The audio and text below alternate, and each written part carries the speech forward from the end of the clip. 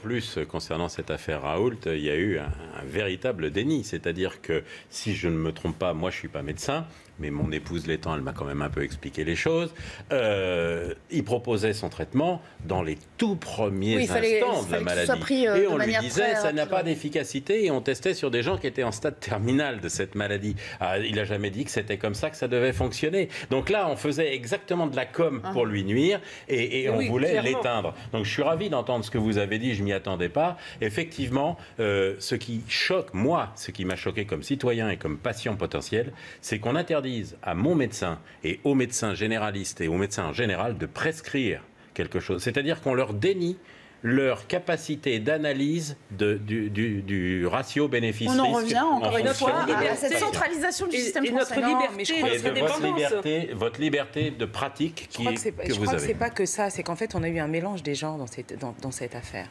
C'est-à-dire qu'on a eu d'un seul coup autant d'avis, comment dirais-je, médicaux que de médecins. Et puis, pareil pour les politiques. Et en fait, chacun a essayé de remplacer l'autre. Et donc, forcément, ça ne fonctionne pas.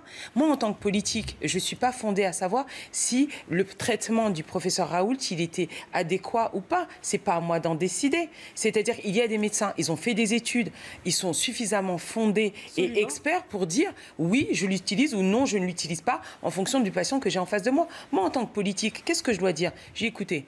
Moi, en tant que politique, je ne suis pas fondée à savoir si c'est efficace ou si ça ne l'est pas.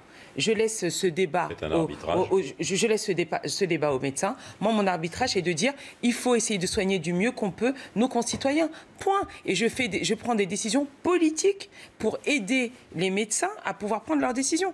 Moi, quand je fais cours dans ma classe, je ne veux pas que le proviseur ou que les parents d'élèves viennent me dire si ce que je fais ou pas est pertinent. C'est mon inspecteur qui, lui, est fondé parce qu'il en a justement les capacités à me dire non Madame Diop, votre cours il est pas correct. Mais je vais pas demander à un collègue qui est d'une autre matière ou à un parent d'élève de me dire ce que je suis censée faire. Et je pense que c'est ça. Il y a eu un mélange des genres. Je crois que chacun doit rester à sa place. Les politiques doivent prendre des décisions parce que effectivement il faut avoir des stratégies, notamment sur la vaccination, sur la gestion de la pandémie. Laissons les médecins justement juger de ce qui est utile pour sauver les patients. Moi, je ne suis pas fondée à le faire. Dans mon ancien métier de pilote de ligne commandant de bord, je suis désolé, c'est exactement ce que je faisais. C'est-à-dire que c'est autant d'avis que de membres d'équipage face à une situation compliquée. Si c'est une situation standard répertoriée, on saura la traiter très vite. C'est pour ça qu'on fait du simulateur. Mais quand c'est des situations un peu atypiques, ce qui était le cas, eh bien, on prend les avis, mais il y a quand même un chef qui décide. Et en l'occurrence, le chef, il était évanescent. Le problème, c'est qu'en médecine, il faut toujours baser ça sur des effets prouvés. Oui, c'est ça. L'évidence base médecine. Alors, revenons un peu à l'étude initiale européenne, Discovery, qui a éclaté en vol, qui prouve que l'Europe fait ce qu'il... D'ailleurs, chaque pays a fait ce qu'il voulait, d'accord ? Mais au-delà de ça, on a eu pratiquement un an.